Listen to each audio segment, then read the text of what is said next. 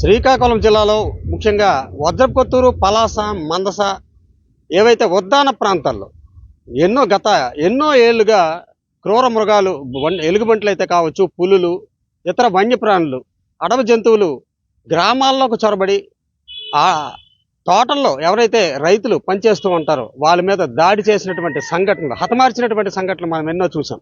అయితే గత 5 రోజులుగా 5 రోజుల క్రితం మనం చూసినట్లయితే వజ్రపుకొత్తూరు మండలం అనకాపల్లి గ్రామంలో కూడా కొన్ని ఆవులపైన, లేగ దూడలపైన కూడా ఒక వింత జంతువు, అది వింత జంతువు అని అంటే అన్నోన్ ఒక యానిమల్ అనేది, వైల్డ్ యానిమల్ అనేది అటాక్ చేయడం జరిగింది.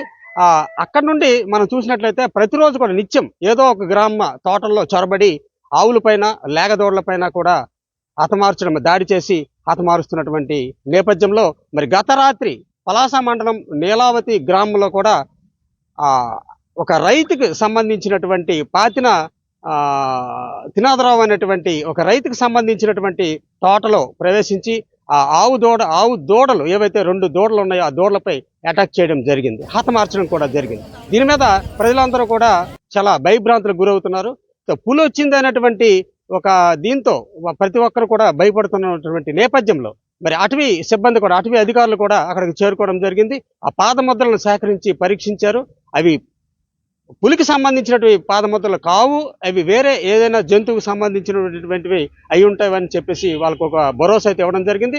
ప్రజలందరినీ కూడా అప్రమత్తం కూడా చేయడం జరిగింది. అయితే ముఖ్యంగా ఎందుకు ఇలా ప్రతిరోజు కూడా నిత్యం కూడా ఈ అడవి జంతువులు ఎందుకు ఈ విధంగా వచ్చి గ్రామాల్లోకి ఎందుకు చొరబడుతున్నటువంటి పరిశీలనలోకి మనం వెళ్ళినట్లయితే ఒకసారి అడవులు ఏవైతే ఉన్నాయో కొండ ప్రాంతాల్లో కావచ్చు, లేకపోతే అడవుల్ని నరికివేసి రియల్ ఎస్టేట్ దందాలు ఇవన్నీ కూడా జరపడం వలన అడవిలో ఉన్నటువంటి ఆవాసాలుగా ఏర్పరచుకున్నటువంటి ఆవాసాలు కూడా తొలగించడం వలన ముఖ్యంగా ఈ అడవి ప్రాణులు అనేవి గ్రామాల్లోకి చొరబడి అటాక్ చేయడం అనేది జరుగుతుందనేసి అయితే అనుకుంటున్నారు. చెన్నీలవతి గ్రామానికి చెందినటువంటి పాతిన త్రినాథ్ అనే రైతు తన యొక్క ఆవుల్ని కట్టించి మార్నింగ్ ఉదయాన్నే పాలు కోసం రాగా చూడగా 2 దూడ పిల్లల్ని గుర్తు తెలియని జంతువు లాక్కెళ్ళిపోయింది, చంపేసింది అని చెప్పేసి మాకు సమాచారం అందింది.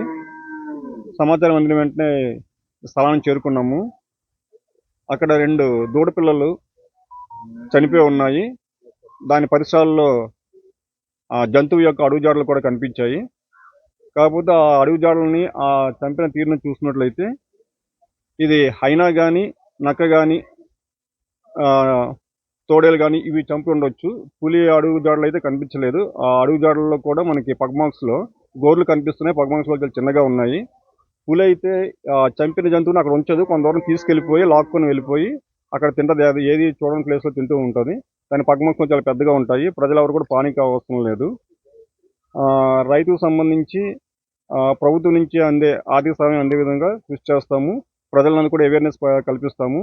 ఈ పరిసర గ్రామాల్లో కూడా ప్రజలందరినీ మేము అవేర్నెస్ కల్పించి వాటి యొక్క ఈ వన్యప్రాణుల గురించి మనం తీసుకోవాల్సిన జాగ్రత్తల కోసం వివరణ చేస్తాము. ఈ విషయాన్ని ఉన్నతాధికారుల దృష్టికి తీసుకువెళ్ళి బాధిత రైతుకి న్యాయం జరిగేలాగా చూస్తాము.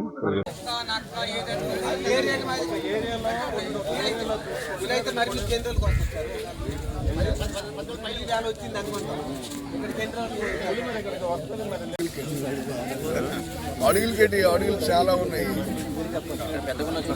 మేము